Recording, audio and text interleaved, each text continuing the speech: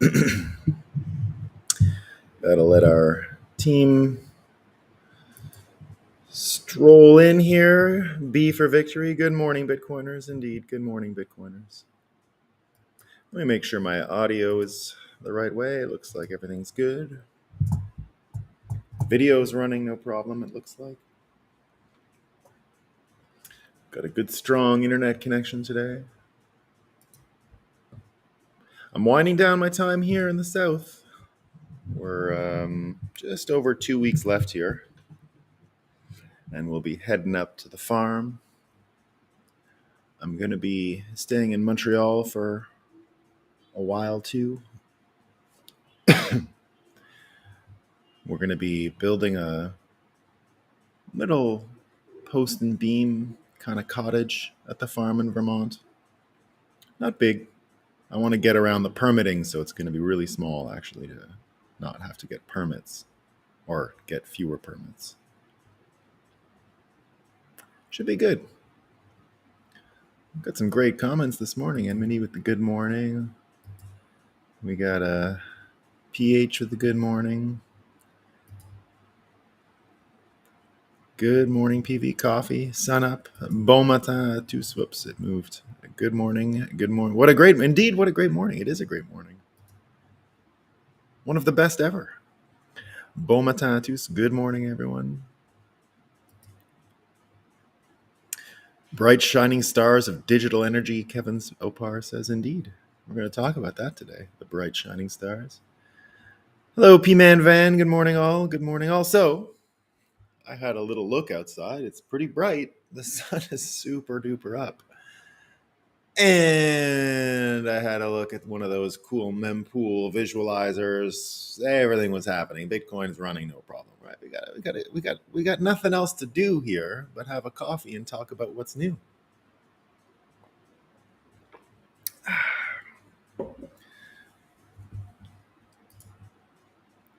Can we meme too, but for Bitcoin adoption? Yes, we can. I'm having a little trouble reading some of these comments because it's so sunny. The sun is so up today. Let me just move this around, and that should be good. There we go. I can see again. Very bright day. As you know, we like to start every one of these get-togethers in the morning with the absolute fakest news we can find. We want to find Moscow time out there. What is happening in Moscow time today?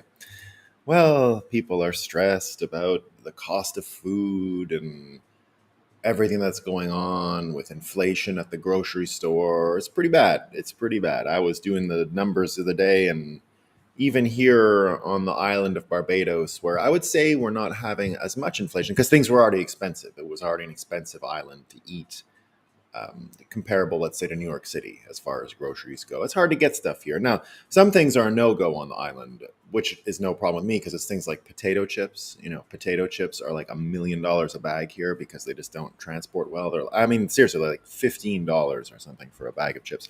I don't eat potato chips anymore. They are a weakness of mine, though. I do love French fries. I do love anything deep fried, crispy. You know, that's just the best.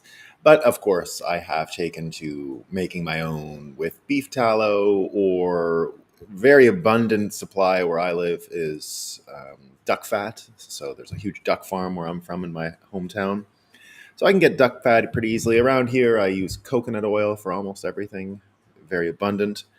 So you know, there's nice things you can make on the island, and we get a lot of food. Right? But one thing we have a ton of that we don't have for any inflation is eggs. Right? Eggs are still pretty cheap here. They make their own. It's a domestic thing.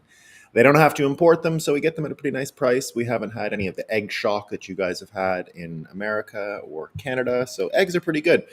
Now, this is Moscow time. So let's remember, right? We're out to look for fake news, not hear about eggs. But Vox supplied it for us. Here's an article from Vox, right? Vox. We're going to talk about Vox a bit this morning. Here's their article. Eggs shouldn't be cheap. Idiots. Stupid people. What are you doing getting cheap eggs in Barbados? They're not supposed to be cheap, according to Vox, right? Now they go on. Vox has a few more articles today. I had a look at them for our Moscow time.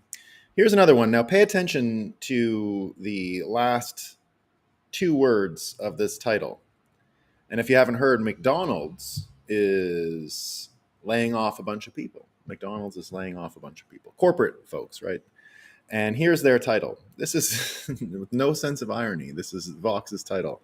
Why McDonald's is laying off corporate workers in a solid economy. In a solid economy. So, one thing, and this is a tweet that Elon Musk had yesterday.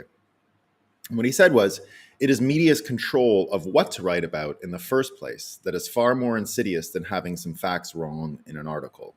And indeed, if you look at every single article on Vox today, it was all about what did Trump do and how is Trump going to be? If you go on MSNBC, it's all Trump, Trump, Trump. The airplane came. If you go on CNN Politics, Trump, Trump, Trump, Trump, Trump.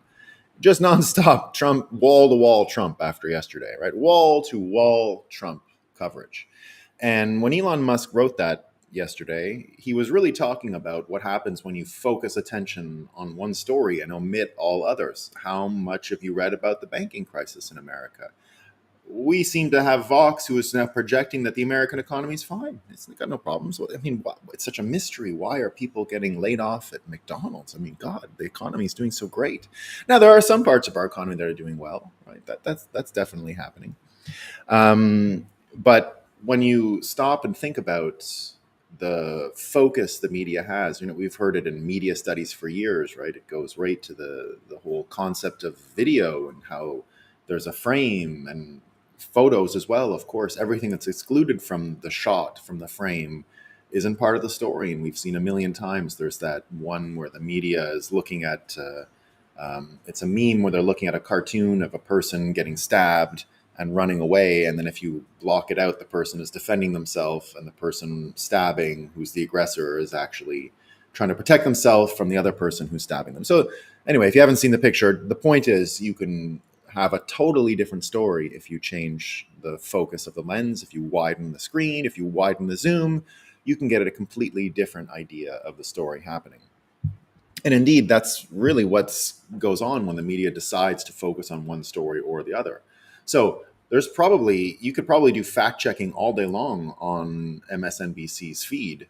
It doesn't change that 90% of the content there is Trump, Trump, Trump, Trump, Trump, Russia collusion, still on the Russia collusion. Now it's the Mar-a-Lago thing is back again. Now, it's a perfect example of exactly what Elon Musk is talking about here. When you put focus on one thing and not the other, look at the Biden document story. That's just gone, right? Remember, they were in his garage, and his excuse was he puts his favorite car in the garage, therefore they're safe. Remember all that? That's all gone, right? It's just Mar-a-Lago documents, and what did Trump know, and did he steal them, and what did he do with them, and all of these other stories. So when you think about that, and you think about what you're missing, right? When you think about what you don't hear about, it starts to, let's say, change your perspective on a great deal of things. And one of the big examples would be Ukraine, right? Who knows what's going on in Ukraine? Fisher King here says, German TV tells me now Putin's winter offensive failed. A couple days ago, Douglas McGregor said Ukraine is collapsing. I'm sure all wars have such shitty reporting from the outside, but it is still interesting to watch in real time. No one knows anything, and everyone is lying. In that vein, you have The Economist. This is a headline from The Economist right now. Ukraine's victory, or a tweet of an article. Ukraine's victory would bring hope that a sovereign democracy need not bow to its much larger dictatorial neighbor. It would be a world that took heart from the resolve and courage of Volodymyr Zelensky and the Ukrainian people. Now, is that true? I mean, you have a whole bunch of other people that say it's a big money laundering operation. You have a whole bunch of other people that underline that Ukraine is the big loser here, that Russia has blood to spare, and that America has fiat money to spare to fund what's going on, and other countries have weapons to spare, and other countries have enough of a media focus that they can keep people from ever complaining about what's being spent and done. The only real people with a huge bill to pay, and a disproportionate bill to pay, is Ukraine, right? It's Ukraine is paying the bill here in terms of proportion of life lost. Russia has more people, and therefore it's the same price, just relatively a little less. So no one is saying Russia's getting it easy here. Everyone involved in this is not doing well, but it looks like the biggest loser, no matter how you cut it, is Ukraine, right? So um, I hope they're good with the hope that it brings, right? Because there's not much else there. So things are bad, hard to understand what's going on. But just like we heard from Elon that what's important is the news that's coming through clear and what it's emitting, what it is censoring by omission, right? Censorship by omission. So what happens after that, right? He had another quote here, and this is one we've brought up many, many times, which is the whole Elon's take on Occam's razor, which is that the most entertaining outcome is actually the most likely. And as Bitcoiners sit here and think about what's going on in the Ukraine war with Russia, we don't know any of the facts, right? We don't know anything about what's going on there. But we do know what's going on outside of Ukraine. And as Bitcoiners, this is some entertaining stuff, right? And in some ways, if it does work on Elon's razor, the Occam's razor modified to not what's most likely, sorry, not what's the simplest, but instead, so Occam's razor being the simplest explanation is the likely outcome, right? The Elon's take on it is the most entertaining outcome is the most likely. So he did it here, right? People have been talking about that quote yesterday because when he first talked about buying Twitter a year ago, he was in conversation on Twitter with the Wall Street Bets chairman, the handle Wall Street Bets chairman. And he asked at that time, is a new platform needed? And the chairman said, just buy Twitter and change the bird logo to a Dogecoin. And Elon said, ha ha ha, that would be sick. And then it turns out yesterday he did it, right? He actually changed the Twitter logo with the Doge logo for a little while. And chairman of the Wall Street Bets mentioned this, the most entertaining outcome is the most likely when referring to this actually having happened in the world. And he says it's proof that we live in a simulation. Indeed, that is one of the proofs we use often of a simulation. Now, it's not so simple as just a simulation, right? Bitcoiners know that, or it's not so simple as just a modified Occam's razor. But nevertheless, we get to see what's going on in real time with fiat currencies. Now, Balaji had a quote talking about what's going on, and he said that the US dollar is actually a network, right? It's not just a reserve currency, it's an actual network. And I didn't do a board on it today because it's more or less the same board I make all the time. What's the network of the US dollar? Well, it's the projection of the words that back it, right? So it's the centralized media systems. It's the broadcast media systems that were around when the US dollar found its hegemonic role. So everything from the 1940s on really is a major buttress for the US dollar. So we're talking about US major media organizations like the New York Times, like NBC, like ABC, like CBS, like any of these other big entities that have come from that time and ones that have spawned afterwards with cable television, CNN, and these others. So Fox as well, right? All of these networks are a big part of what makes up the US dollar network. And when you look at the network itself, one of the biggest constituents of the network was this capped price on oil, right? That's why I've regularly drawn on my charts, the little oil drop and the broadcast media, and usually the army as another part of the network. Indeed, I've often said that Satoshi Nakamoto and all of us invented money because what we had before, the facsimile of money, was this network. It was the broadcast media, which helped shape the words that go into the propagation of the fiat system. Remember, fiat just means decree in words. So the system that propagated it had a lot to do with projecting the words that would help fuel the system.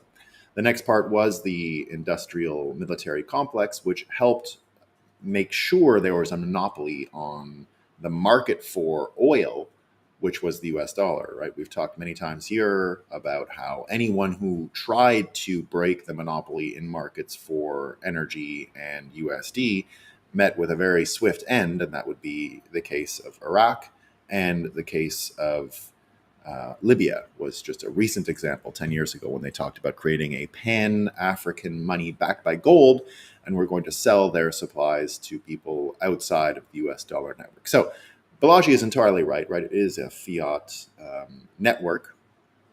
And if you combine that with what Elon said about the most entertaining outcome being the most interesting, I think it bodes well for Bitcoin. So let's just look at the petrodollar piece for a second, right? With the banks that are part of it.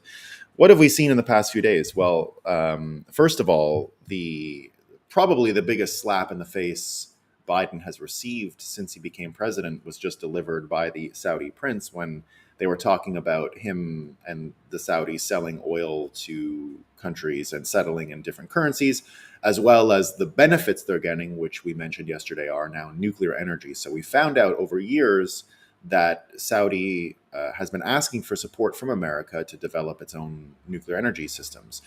The Trump administration was very positive on it at first. Michael Flynn was involved with it. He was the guy who wrote 5G Warfare, a book I've recommended several times here. And it was apparently going to happen. But now, with everything that went on, America stopped their support of Saudi Arabia getting this nuclear technology. The fear always being that they would create another regional arms race, right? Because Iran is trying to develop a weapon, and if Saudi had one, it would force America's hand in negotiating their nuclear non-proliferation treaty with Iran. They did not want to replicate what happened in Pakistan and India, two regional partners that are now armed with nuclear weapons, and whatever consternation that brings, right? The history of nuclear weapons so far has been one of peace, right? They've been a deterrent for war. Now, I'm not betting on that going forward. If we are here talking about the most entertaining outcome, some people find this kind of calamity entertaining. So we can't just hope for that kind of juju, right? But here's an entertaining anecdote of what's happening with the U.S. dollar. So the Saudi crown prince asked about what does Biden think about all this stuff, right? About what you're doing, and he just says, "I don't care. I don't care what Biden thinks," right? And that's a big change in the sense that Saudi is no longer a partner in the propagation of the petrodollar. It would seem. Now there might be bottom line reasons why they would change their mind. There's no doubt parts of the American demand and the demand from the American economy is still an important piece in the world, one that no retailer would ever want to deny. So there's still a role there. But there's more to it, right? We get Ron Paul saying something is big happening in China and Brazil, with everyone changing over to different markets. We also see that the Chinese yuan has already replaced the US dollar in Russia. It's replaced the euro. The Chinese yuan has replaced the euro as the second largest foreign currency in Brazil. So that already changed. Russia and India have dumped Europe's oil price benchmark in favor of the Asia-focused Dubai oil price. So completely different reference right now. Something that I talk a lot right now about how Bitcoin can actually become the reference rate for the world in energy. I had a little Twitter thread I wrote on that yesterday, with the help of AI, by the way. I've been trying to get a lot of the audio transcripts that I take from the shows we do, and I feed it into the chat GPT and see what I get out, and then I try and distill it down to a couple of tweets and see how that goes. It's been interesting so far. Hard to put a lot of data through it, though. Another one, Japan is buying Russian oil above the 60 price cap. We mentioned that yesterday. Now America threatening anyone, not Japan by name, but anyone who continues to do this, trying to put that toothpaste back in the tube. And all of that, in the context of Bloomberg Intelligence now saying that the current financial crisis could be the worst in our lifetime. So that was just one quote. So maybe Vox should read some Bloomberg, right? Get the fake news reading each other, and maybe it would change the story. But there's more, of course, right? There's the whole Jeffrey Epstein piece of JP Morgan. So first of all, JP Morgan warning that the economy can get worse, right? So JP Morgan, Jamie Dimon, Jamie Dimon quoted yesterday as saying that the contagion from the banks could take years to work through the system. Let me find. Yeah. He also yesterday said that it was regulations that stoked all the turmoil. So he's blaming it on regulations now. And he's saying no knee jerk stuff, right? So his exact quote was that the banking crisis is not over and will cause repercussions for years to come. And he was laughing about the stress tests that they used for SVP. So laughing at the federal oversight of U.S. bank, the Fed oversight of U.S. banks, not federal, but the Fed Reserve oversight of U.S. banks. Here saying that stress tests that were supposed to save Silicon Valley Bank are known as feather tests, and says the turmoil that sparked the failure is nothing like the 2008 crisis, but there will be repercussions, right? And in his annual letter, he said the current banking crisis is not yet over, and even when it is behind us, there will be repercussions from it for years to come. But importantly, recent events are nothing like what occurred during the 2008 financial crisis. Now, let's go back to most entertaining, right? Remember the most entertaining piece? So, first of all, Bitcoiners are watching the whole oil piece and simultaneously the broadcast media piece of the US dollar network, those two eroding and having a lot of trouble, right? The third we're going to get to, which is the communications piece. We're going to get to that in a second. But remember, the war piece and the oil piece, right? Combined with this humor thing, right? So Bitcoiners watching that happen. Now, as Jamie Dimon comes out with all of these statements, right? I've found out that the St. Croix U.S. Virgin Islands case was not destroyed by getting rid of the AG over the Christmas holidays. It looks like there's still some movement. And now it looks like Jamie Dimon is going to get deposed. They're going to ask him all of these questions about his connections to Epstein. So Jamie Dimon is to be interviewed under oath over his decision to retain pedophile Jeffrey Epstein as a client at JP Morgan. And it's part of those suits that were brought by the Virgin Islands. So they've subpoenaed 4 top business folks from the Epstein banking inquiry. One is Sergey Brin from Google, so not a nobody. Someone from Hyatt Hotels, and then of course Mortimer Zuckerman. Never heard of this guy. Someone from a talent agency. Now, will it go anywhere? Do they have any teeth in the U.S. Virgin Islands? I don't think so. But nevertheless, it's going to keep this story churning. It's going to keep it in the news. It's going to keep it relevant. So remember that we don't know anything that's going on in Ukraine, but we know what's going on outside of Ukraine. And to Bitcoiners, it's entertaining, right? Seeing the petrodollar and US dollar's place in the world changing. Now, if you listen to some of these folks like JP Conning, right, who has blocked me and I can't see his stuff anymore. I guess it's because I don't know. Was it any funny, the glasses? Was it worth it? Maybe he saw my bad glasses impersonation. Trying to bring some talent and entertainment to the show, but maybe it didn't work. He didn't find it funny, I guess. But I do recommend you all follow him. I think his pictures of the old money is well worth it, right? The coins and all that stuff is good. I wish I could. I'm going to miss out on the pictures. If he ever puts up a cool picture of a bill, the coolest thing I ever learned from him was he showed a Northern Ireland banknote issued by a bank. The Bank of like Denmark or something issued privately sterling notes in Northern Ireland. That's pretty cool stuff, right? So I won't get to see that anymore. But if you all do, share it with me, please, because I do appreciate it. I'm not it's his, you guys, what you Bitcoiners, I've been telling you forever, you're wrong, right? He's been doing that for a little too long. So you got to bring it up. You got to mention it. Now it's a network, right? The US dollar is a network, and we're sitting here watching the entertaining outcomes of the change in the world order. Now, as Bitcoiners, we don't think any of these centralized systems are going to be an appropriate replacement for the US dollar, right? The Chinese renminbi, even if they come up with this gold-backed coin, we see JP Morgan has been shorting gold for years. They've been fined for metal markets manipulation many, many times. And we've had an understanding of metals markets manipulation for a long time now. It's the same as Ukraine. Very difficult to discern.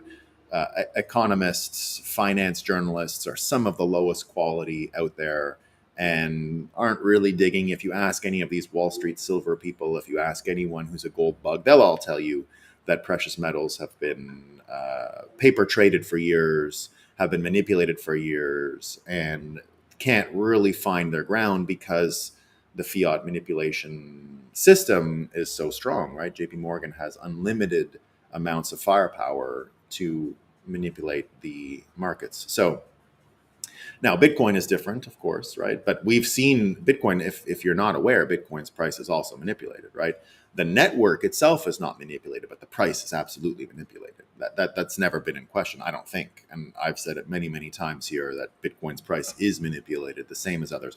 The difference is you can't manipulate it in the same ways, and people might end up trying to manipulate it in the way that precious metals were manipulated and get burned heavily in the as a result of this. So that's one of those entertaining outcomes that Bitcoiners are sort of waiting to see, right? What will happen with manipulation of Bitcoin, and will it lead to some big change, right? And I think so. I think so. So, but here's where things start to get interesting again, right? It's that we talked about the nation part, and we talked about the oil part, right? The petrodollar part. We talked about the war between nations as part of the US dollar network that Balaji was referring to. But the next one, and this brings it back to Twitter and brings it back to what Elon Musk is doing and brings it back to the most entertaining outcome. So it wasn't just the Dogecoin was replaced and that's the entertaining outcome. Okay, that's barely funny, and to Bitcoiners not that funny at all. I find it funny, but I understand why some don't, and maybe we shouldn't be being callous and playful as the world is ending, as far as the US dollar is concerned, right? As everything is changing and the banks are changing and our financial system is changing. There are some people who say, maybe you should take it more seriously and worry about the people jumping into Dogecoin because they're going to get burned because it will get flattened just like everything else and only Bitcoin will remain out of it. I think that's mostly true. Nevertheless, I think there's an entertaining world where Dogecoiners are at least a little bit down the road that they can understand when it does become clear that there is only one asset that can decorrelate and not be manipulated and break out of the system. Maybe they'll learn, but we don't know, right? We don't know. So the the major piece, though, going back to Twitter and why that's important and the most entertaining outcome is so important, we come to this whole piece on censorship and on those people that we have discovered in the Twitter files that will help paint a picture of where things are headed. So it turns out Michael Schellenberger was just on Joe Rogan again talking about the Twitter files. So he was just there the other day, and he brought up this woman named Renee DiResta, and it shows exactly where she came from. So it turns out, and this is something no one knew, she had all these. She came out of nowhere, first of all. That's what Michael Schellenberger explained on the Joe Rogan show. Is just suddenly she was out there getting articles in the New York Times, getting cited and going on TV. And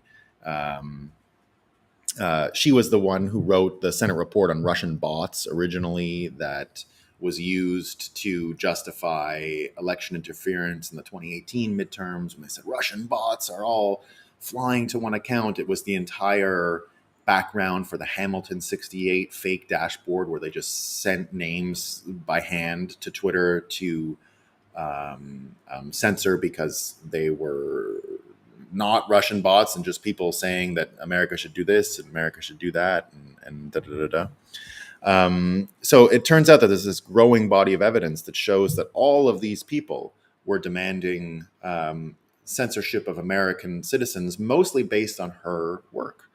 And Matt Taibbi is the one who underlined this connection and showed that she was an intern with the CIA from 2004 on. So she comes out of nowhere in like 2016 and rises to national prominence as a person cited all the time. But it turns out her CIA connections go back that far. Now she brushes it off. She's, oh, my internship when I was young, but that's how it works, right? Usually what happens is they do pass through the CIA at a very young age.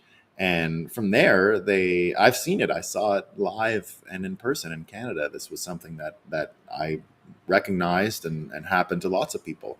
I did an interview when I was about 24, 25 with our CIA, CSIS it's called. Now, it was only because I was working for the executive branch, and in order to work for the executive branch, you have to get a security clearance.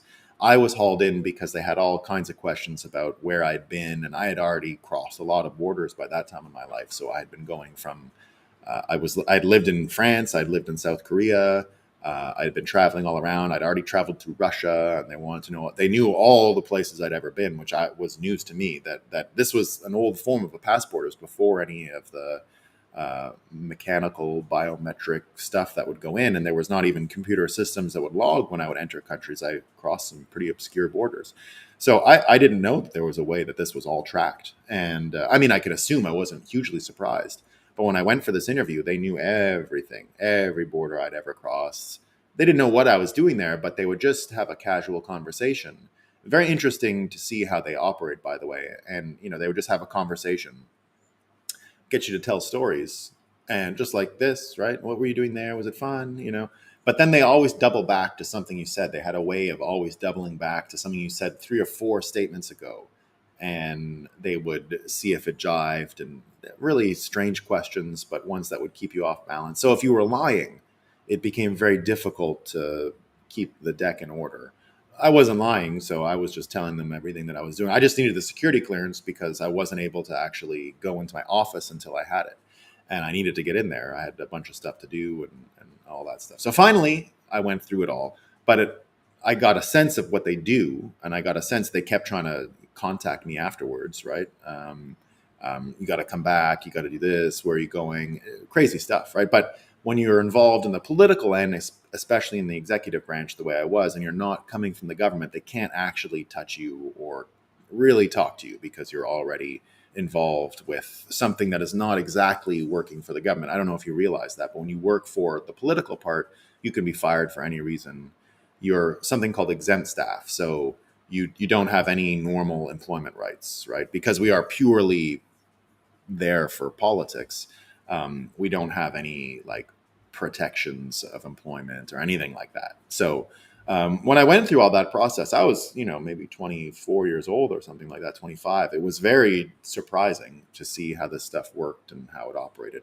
So that's exactly how someone like this ends up getting involved. And she would have been more or less in the same cohort. She was saying her internship was in 2003 or something like that. And it was so long ago. That was just a little earlier than mine.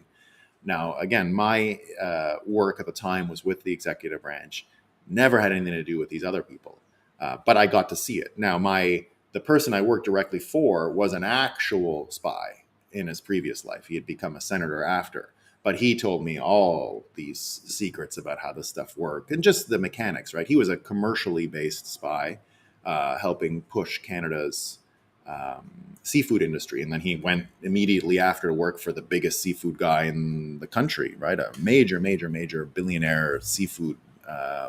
He invented the elastic you put on lobster claws. Made a lot of money, right? You get a lot of lobster in that Gulf of St. Lawrence, and it used to be a little nail. They would pin them in there with a nail. And they had the commercial invention of the elastic, closes the claws, doesn't rot the meat. The nail would rot the meat a little bit, and it was no good if you did it that way. So there you go, right? Just a really interesting,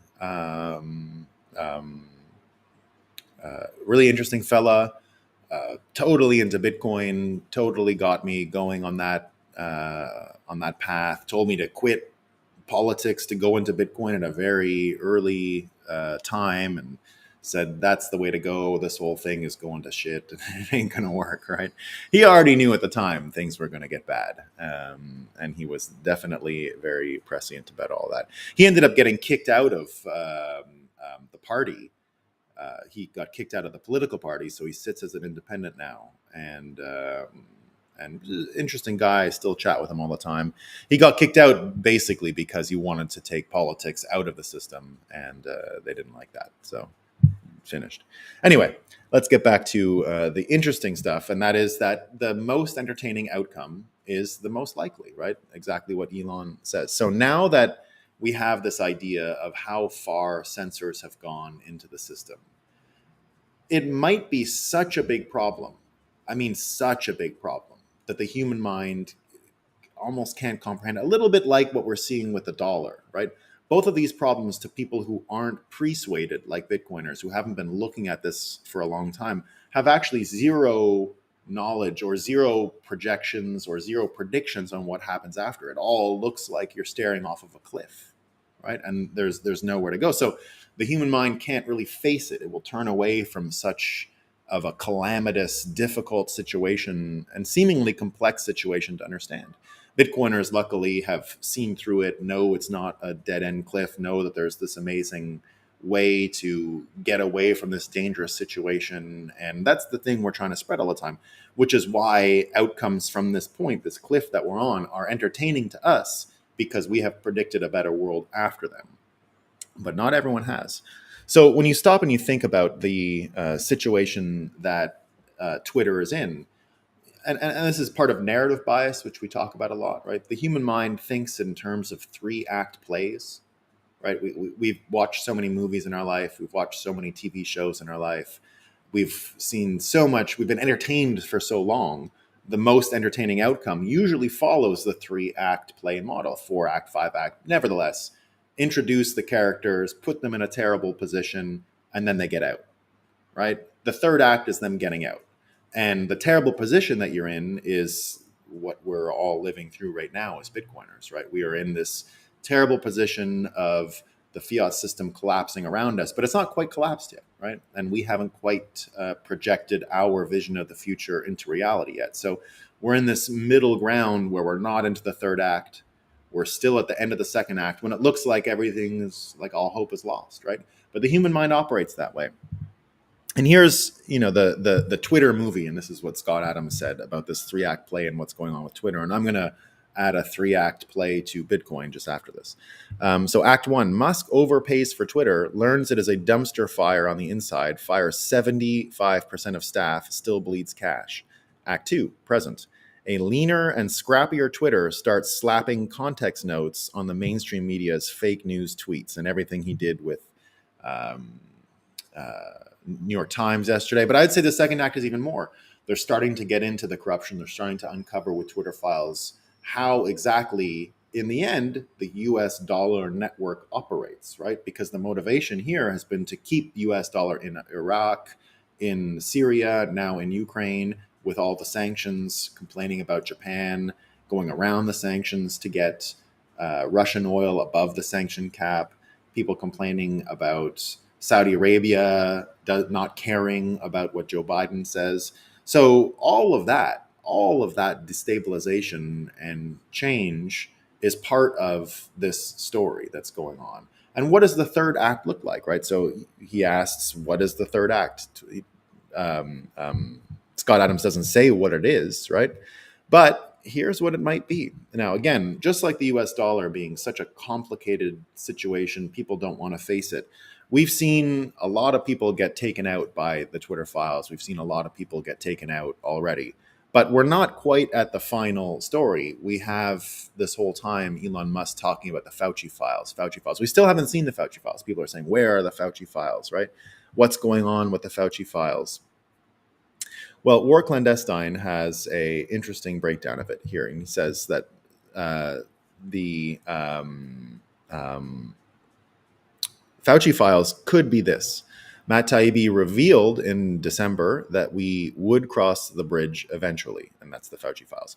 I assumed the Twitter files journalists had seen the Fauci files and the information surrounding lab leak censorship. I assumed wrong. Elon hasn't handed it off yet. We haven't even gotten started. I have even been trying to get in contact with Elon, blah, blah, blah, blah, blah. I bombarded Twitter support via email for months, demanding to talk to Elon, demanding for Elon to let me back on the platform. And eventually my account was restored and the fact checks on my viral story were lifted. So his viral story in the end was that the lab leak, there's a Ukraine connection to the lab leak in Wuhan, and that Fauci is behind the actual creation in Wuhan of the virus, right? Now, I don't know if that's true. Right? We don't know. Some credible people that are not in the bag on mainstream media Don't believe that. I've mentioned them on this show before. Dr. Aubrey Huff, right? I think he's a little bit credible, even though he's somewhat involved with the Eco Alliance or one of these Health Alliance folks. So here's what War Clandestine goes on to say. Schellenberg said it himself. Elon is obsessed with Fauci and wants to have the Fauci files. Elon isn't withholding this information for fun. If his accusations are true, these are crimes against humanity. This could be a criminal situation. Elon bought a crime scene. And that's what he said. Elon once said it. Twitter is both a social media company and a crime scene. He said that in December. The revelation that the Twitter files journalists haven't seen the COVID files yet indicates that whatever Elon found was significant, and he has had to keep it under wraps for now. Lots of moving pieces involved with world-altering implications. This could take a while. Now, indeed, it could take a while, but let's go to the most entertaining outcome theory again, right? So all at once, we have a situation that involves Ukraine, ties it to Fauci, the virus, and ties it to China. We've got the economy all tied up in this, right? And if you remember, one of the big false flags out there was that Trump and QAnon, which was all about the ring of really, really bad people, right? And all the things they do. That whole specter, right? And the myth, the fake myth that JFK Jr. was I mean, if you didn't know that, this is what the QAnon people believe. Now, I believed QAnon was fake from the start, right? I believed it was a false flag, a diversion, a trap, right? It looked obvious to me. And the theory they promoted was that JFK Jr. wasn't dead and that he was going to reveal himself and come back and run with Trump and restore order in America, right? It would be like this. Entertaining as heck. You can see why it's there. But suddenly you get something close to it with Robert Kennedy Jr. becoming one of the strongest anti-Fauci voices out there. And you know what Robert Kennedy Jr. signals is he can't be bought off, right? He signals that hard, that he is not for sale, that he is incorruptible as far as money goes.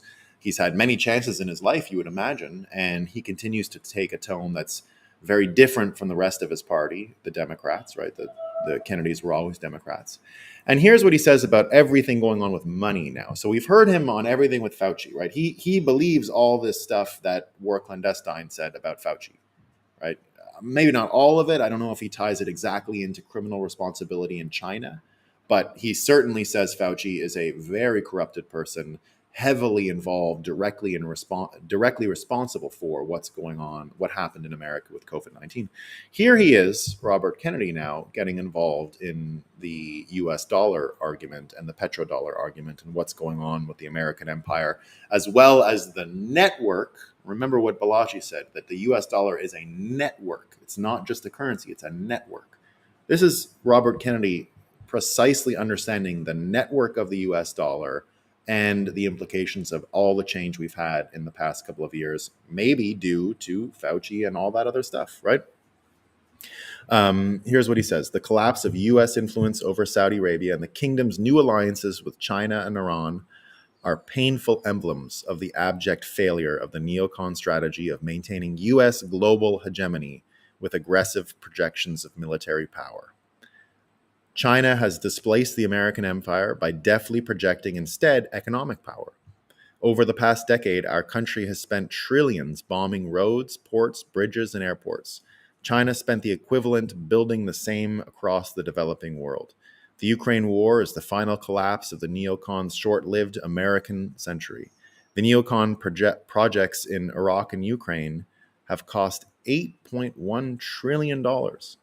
Hollowed out our middle class, made a laughingstock of U.S. military power and moral authority, pushed China and Russia into an invincible alliance, destroyed the dollar as the global currency, cost millions of lives, and done nothing to advance democracy or win friendship or influence. That's it right there, guys. The most entertaining outcome I can think of. I can't think of a more entertaining outcome than a Kennedy reemerging in the public sphere, accurately diagnosing American democratic problems, censorship problems, economic problems, network problems, and sounding every bit like a Trump aligned candidate, right? Trump hates the neocons. Trump fights all these people. Now, wouldn't it be something? I don't think Kennedy can make it in the Democrat Party. I mean, I think he deserves a chance and a role, and I hope he does it over with the Dems. It might not work out for him over there. It might not work out for him over there, simply because they're reading Vox and they're wondering why McDonald's is laying people off in a good economy, right? What about the good economy, McDonald's? What's up here? So I don't know. They're low information, low awareness voters in general. Right now, I can't say much more about Republicans being great in general, having great access to information. A lot of them are pretty dumb, right? A lot of Americans are dumb. A lot of people in the world are dumb, right? Nothing. A lot of Bitcoiners, even, right? There's dumb people. What are you going to do, right? We're not here to change that, right? We're that you're free to be as ignorant as you want, I think. But I don't know if he's going to have a run in that Democrat Party. He's sounding more and more like the kind of Republican that drove the neocons into the Democrat fold to begin with. Now, because of Lincoln Project and all of the warmongers from the Bush era, they've all gone into the Democrat Party. I mean, they campaign against Trump. They hate Trump. They've campaigned against Trump. They're not part of that. Trump, of course, is the only president in American history that didn't go to war. Not American history, recent American history that didn't go to war. Right? No foreign wars on his watch. And not everyone loves that. Now, I could see Trump getting involved in a foreign war, but it's nothing like what they said. Remember what the media would say when he first took over, right? Oh, he's a hothead with the nuclear button, right? Well, I would rather Trump, who would threaten to use it against crazy dictators like Kim Jong-un, versus Biden, who doesn't know what's going on, right? Have we ever remember what Elon said at the start of this, the first quote I read from Elon, that it's what the media doesn't report on. How much do we hear about Biden's mental health, mental capacity, cognition? You hear nothing about it. I mean, nothing. And don't you think there's a question there, right? He looks pretty dumb. He looks pretty not with it. I don't know. He came down the other day when they had that terrible shooting, and I don't know if you saw it, but he came and laughed about ice cream and things like that. Like, no clue what was going on in Tennessee. No clue what was happening. Was that ever discussed? No, of course not, right? You had a bunch of right-wing people churning it around in their echo chamber, so it was discussed by them, but it never went out beyond that, right? No one, the Vox couldn't eliminate one of their 10 articles on Trump to put one article about how, maybe Biden wasn't really good in the way he handled that mournful session, right? I don't want to talk about what happened in Tennessee that day. We don't generally talk about those things on this show. That's the whole thing about those. You're not supposed to give them attention. I can't believe the amount of attention this one got. Like, I refuse. That's the point of them now, right? So, but the point is here, the most entertaining outcome can easily become RFK right back to JFK and everything that happened in 1964 and everything that happened with JFK's failed plans to destroy the CIA, to change the Federal Reserve, and to change a lot of the systems that America was going to propagate into the future from that golden era that America experienced after World War II. Right? He was going to change a lot of things. In the end, none of it was changed. A criminal took the White House, LBJ, and we continue to have a criminal in the White House today. Joe Biden entered the Senate just as the LBJ administration was leaving. That election is what brought Biden in. LBJ had retired, and that's how all of this stuff started, right? So you have a straight line of criminals with the neocons involved and the uniparty involved. You can see it, right? Gerald Ford ran the Warren Commission that looked into the JFK shooting. He ends up becoming the president after Nixon. So you had a lot of these pieces in place. And now we get RFK, who understands global finance has changed, global military power projection has changed, the US network that propagates the US dollar changing, and America's reputation is trash. It's garbage right now, right? It's garbage. Now, that doesn't change that many people want to move to America and create a great life there. That is America's ace in the hole because American people and American systems can change. We've had a history of change, and it looks like we're in an era of change right now. It looks like exactly like the third act, right? We have a third act coming. And if it's from the Bitcoin point of view, we can embrace what we heard about RFK. We can embrace the failings of the institutions that go into the US dollar network to propagate it forward and say that the third act is when we replace these things. So remember what he underlined here, that RFK underlined, that America bombed these countries and tried to use military projection in order to maintain global hegemony of the US dollar. True. I think true. China, on the other hand, used foreign lending in order and economic advancement in order to get its stranglehold and economic projection in the world and create more influence. Now, the problem here is that the Chinese money system is much faker and crazier and more stupid than the US one, much less likely to create good results simply because it's the most political money out there. So he can project that, oh, they built roads and everything, but it's not a happy relationship, not happy commercial relationships all around the world. So the third act for Bitcoin is as we push forward and start to create energy markets, ways for us to settle transactions, ways for us to create an energy marketplace, right, that has futures contracts, hedging, everything that goes into the finance of electrical systems. This energy market could become the de facto place for all parties who have no trust in each other, right? Because that's what's been exhausted here. There's no trust in American institutions. There's no trust in the network that created the US dollar. There's no trust in any of the other systems either. Who would trust the Chinese system? Who would trust the Russian system going forward? Which energy companies are going to be like, yeah, I'm gonna just trade with these systems and that's fine. I trust the Chinese to give me a fair deal and all those things. It's not going to happen, right? So in the end, the desire of energy companies to get rich, and they are the most powerful institutions in the world these days, I'd say, energy companies, right? Energy is everything. And there's a world now where Bitcoin can become the psychological reference rate for energy.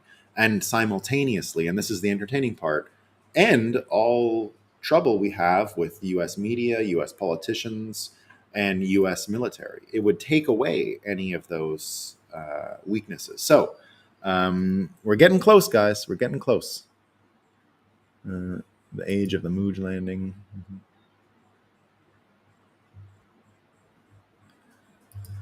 If there is a gun in the first act, it will be used in the third act. It's true. It's true. My two sats is that Reagan taught the deep state that a president in early cognitive decline is the best of all worlds. Yeah, absolutely. Absolutely. Yeah. Yeah. Yeah. Yeah. I mean, that's why there's people out there actually pondering a fourth or a second term for Biden, right? Are spread through Europe. You can see it by the expensive cars with Ukrainian plate all through. Yeah, I wouldn't. I imagine. I haven't been to Europe since. No, that's not true. I went in 2021. I was in Portugal, but I haven't really been since 2020. But I bet Israel is screwed. Yeah, they are. Good morning. Good morning, Dex. Doge market cap is up 4 billion. They never learn as long. Should be complication, right? Yeah, second act. The way George Lucas described the 3-act play was introduce the characters, and then like Empire Strikes Back was leave them in the worst possible situation you could, and then the third act is Return of the Jedi, right? You get out of it. the father is redeemed, all these things. If there's a gun in the first, yeah, the complication of raising tensions. Yeah, and I would say the other one is that the complication is that they, if you come from the fiat world of top down order and political structure, if you still believe freedom comes from democracy, you're still looking for these institutions to rehabilitate. You still imagine that, oh, if it's one of the things that I kind of laugh at sometimes, that a lot of the people who are still on the Democrat sort of plantation mindset are kind of waiting for JFK himself to return. They're waiting for a charismatic boomer type who will lead everyone and inspire them.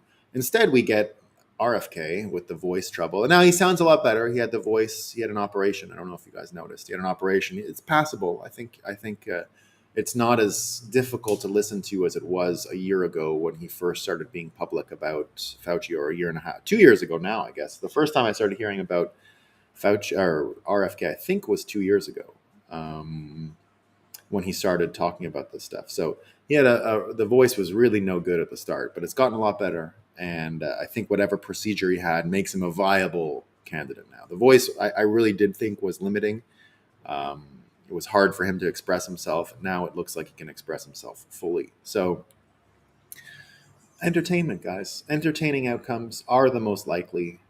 The entertaining outcome we have to look forward to is indeed a failure of these systems to propagate good energy systems around the world, the failure of the US dollar network to propagate good energy systems around the world, the failure of politicians to also do that, and the void being filled by Bitcoin, and then the lack of credibility in energy markets that will be based on both the domicile of the political entities, so China, America, and the lack of rules-based order. I mean, they got a gag order on Trump today. A gag order, like, it's political interference, right? It's unbelievably unconstitutional, and so you can't really take America's pretension that it is a democratic rules-based system for, like, you just can't believe it anymore. It's not credible.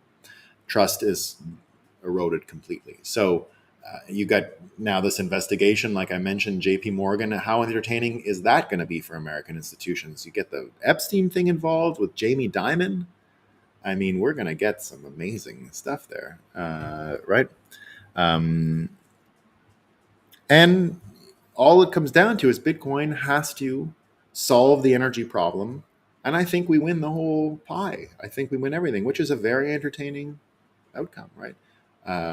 Money backed by energy, and the separation of money and state finally, and then the collapse of the scale of nations down to more local organizing communities, more local identity, and more local responsibilities being conjured amongst the people. And so there we go, right? It's coming.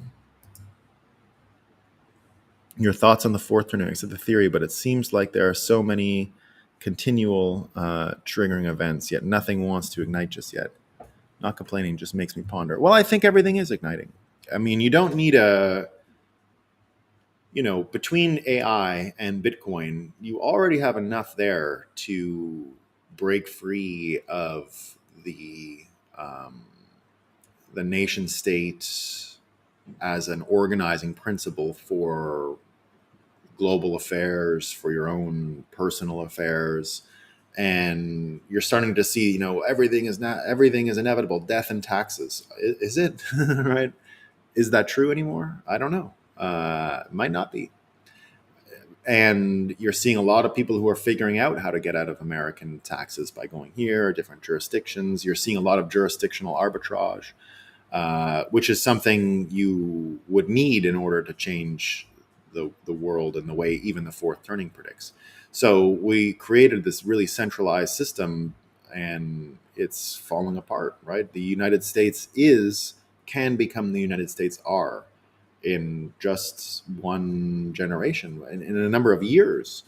I mean, people talk about America's collapse and how fast it is happening, right? That's a real um, sign that we're rushing towards the actual change. You can't, when people say it's going to take 40 years for Bitcoin maybe to be in every pocket and everyone using it and it being the only system out there, but to actually have it as a reference for energy, I think we're in the collapse of the old system right now, and this has freed up a lot of space. And nature abhors a vacuum. And are either of the systems that are competing right now going to be able to carry the water?